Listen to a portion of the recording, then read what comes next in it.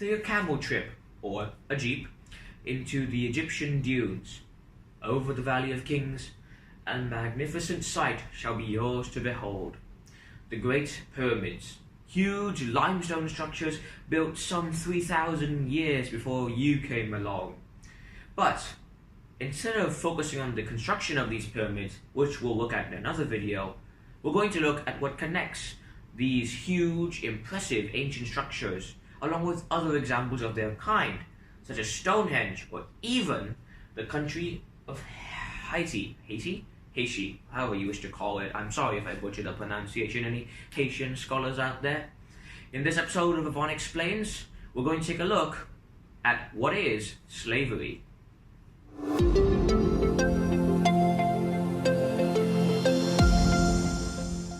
Fellow scholar, and welcome back to another episode of Avanexplains. I'm Avan, and this week we are going to delve deep into one of the sort of darker concepts of mankind's history. Before we begin, I'd like to mention, however, that on the website, which I've linked down below, there is now a social studies resource page with the social studies curriculum uploaded.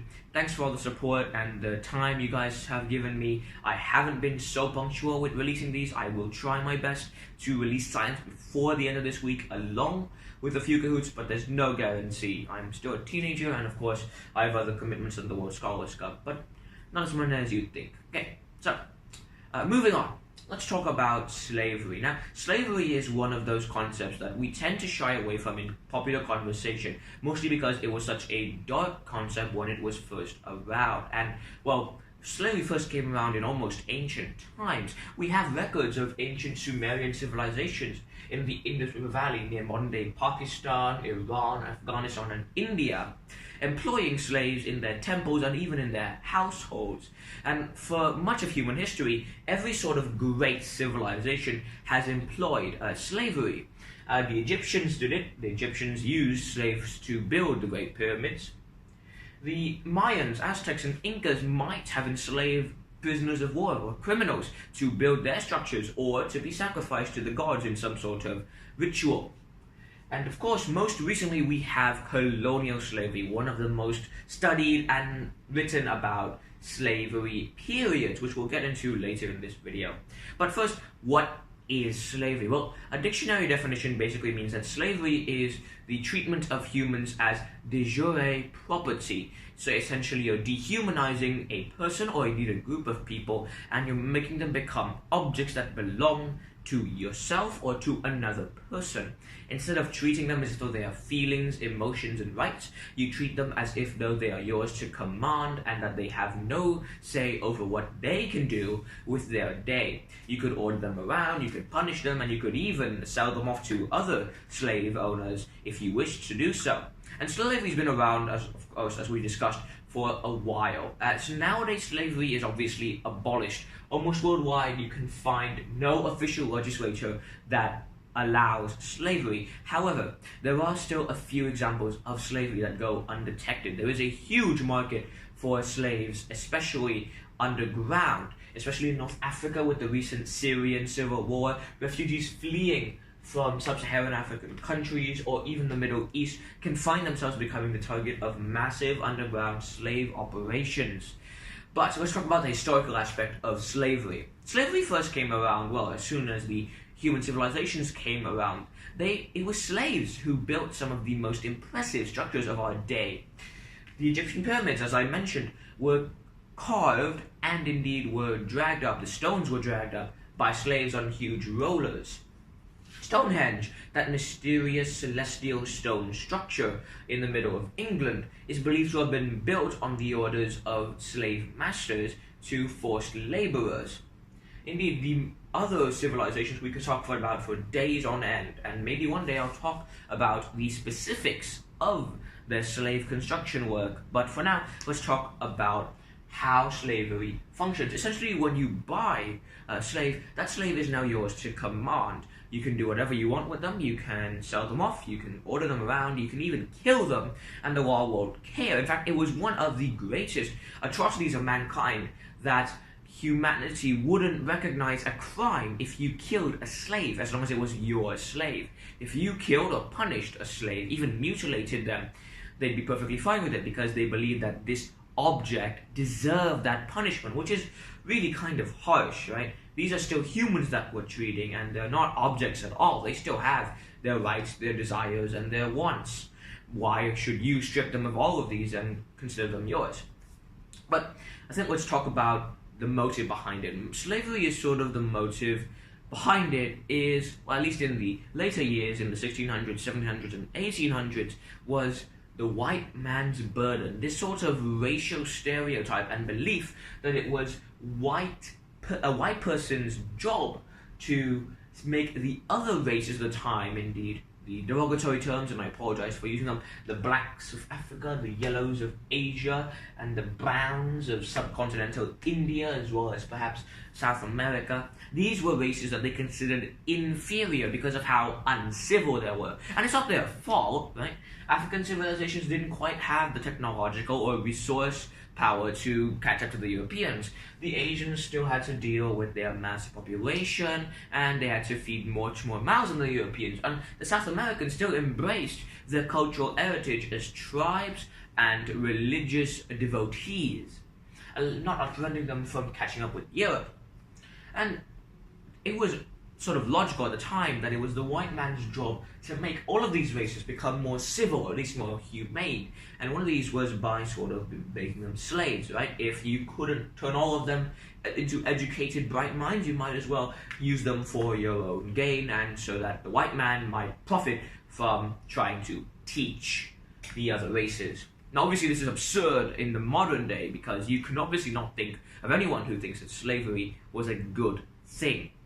I will probably talk about this later on in some point, but the Atlantic slave trade was one of the most lucrative, and I mean lucrative, businesses in the 17th and 18th century. It was essentially a sort of triangular slave route. Slaves were picked up in European colonies in Africa. They were sent to the Caribbean islands, mostly Haiti, Cuba, Puerto Rico, and other plantations, as well as the southern tip of the United States, Florida, Texas at some point, and probably even Mexico, to become workers on agricultural plantations. Now, these plantations, in turn, produced cotton, sugarcane, and coffee, some of the most lucrative crops at the time. And then these crops were then sent from the Caribbean into Europe, into Britain, to France, to Spain, to Portugal, to ports in Germany, you name it. Many countries in Europe, many empires, had some form of slavery. Now, the first empire to sort of abolish slavery outright is actually pretty surprising. The Russian Empire abolished slavery. The Peter the Great, in about 1632, changed slavery to serfdom, a kind of slavery where property was instead collectivized under a sort of village master, and serfs had to repay their debt to that person before they could be freed. So not entirely banning slavery, but sort of dumbing it down to something far less inhumane. Now, the British were actually commended for their attempts at abolishing slavery. In 1807, the British passed the Slave Trade Act law, which essentially didn't necessarily ban the practice of slavery, but discouraged British colonies and all other European colonies, especially in Africa, to halt slavery. In fact, the British were so adamant in the pursuit of this law that they enacted the West Africa Squadron, a Royal Navy battleship and ship of the line squadron that patrolled the western coast of Africa, near modern-day Somalia, Ethiopia, and Madagascar, preventing and halting any Spanish, Portuguese, or French ships that attempted to leave the continent laden with slaves. And trust me, these ships were a nightmare. Slave ships were among the most notorious at the time for their cramped conditions, horrible hygienic practices, and very, very poor treatment of their cargo. Hell, tea was treated in better condition than these slaves. These slaves could be whipped, thrown overboard, catch dysentery and diarrhea, die before they even reach their final destination, or purposefully kill themselves to avoid a lifetime of servitude. But that was sort of the conventional slavery that we associate. Now, slavery actually has a lot more of sort of elastic definitions. Oh, before I go on, I should probably mention, if you're wondering, the last country in the South Americas to ever abolish slavery was Brazil. In 1888, they passed a law preventing slavery almost decades after every other South American country and European country had banned the practice. I'll probably do a video on that sometime later. Hopefully I can do these videos, or my mouth won't be able to make any more promises. So, we have different types of slavery here. Now, chattel slavery is sort of the more conventional form, the one that I just mentioned, whereby people become property and they're not going to be able to leave to become free people. Now, of course, this was very different in civilizations. Many civilizations had their own laws about manumission. Now, manumission is essentially whether or not slaves could become free. In ancient Rome and ancient Greek times, this was a possibility. Slaves could either earn their freedom, or their masters could free them by themselves if they believed that they'd done such a good job or were more useful in other parts of society. Europeans, on the other hand, didn't quite support this idea. Many of the atrocities you'll hear about committed in the Belgian Congo, in the Haitian Islands, and in colonial America were because manumission didn't exist at the time, and it didn't exist for a while until after the 1800s. And then we have forced labor. This is what the Egyptians and the Druids, or whoever made Stonehenge, we'll do a video on that for sure, used. Forced labor is essentially sort of like conscription for civilians. Oh wait, sorry, that's wrong. Conscription for workers. The government could call upon villages, towns, or even provinces to give up a certain quota of man, woman, or even children, or any able-bodied worker, essentially, to help build structures or partake in government projects. This could include military expeditions, construction works, or even government servitude in the official court. The Egyptians used forced labor to create the pyramids, but it wasn't so much called forced labor because the workers believed that they were doing it for the glory of their country, and this sort of nationalistic and patriotic fever would inspire many more examples of forced labor.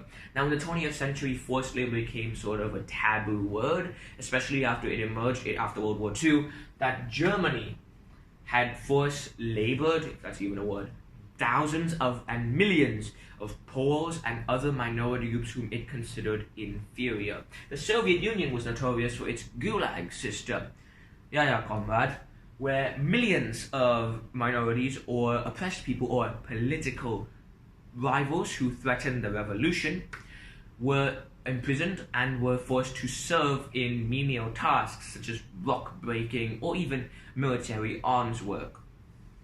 Now, forced labor now is outlawed.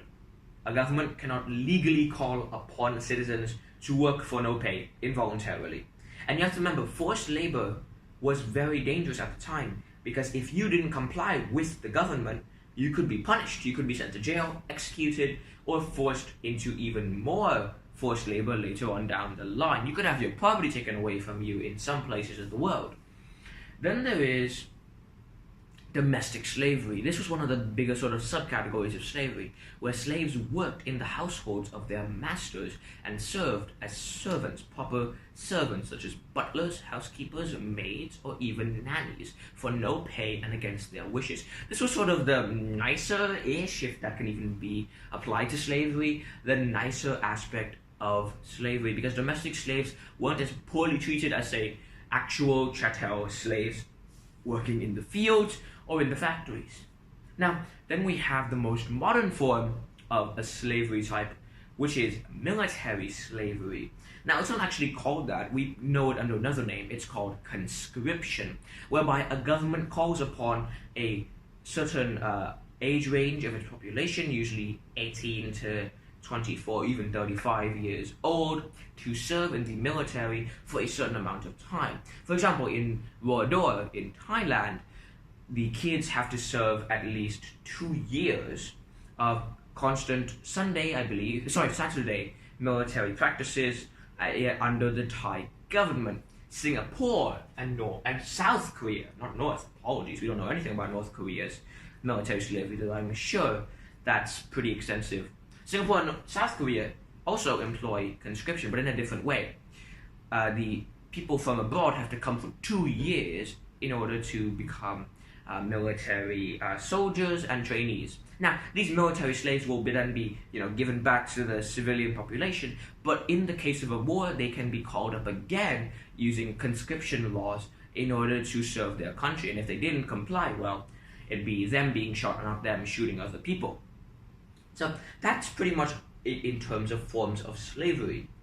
So we've explored how slavery originated. We've explored how slavery became a major industry and business for Europeans in the late 16th, 17th, and 18th century, as well as the 19th century, sort of.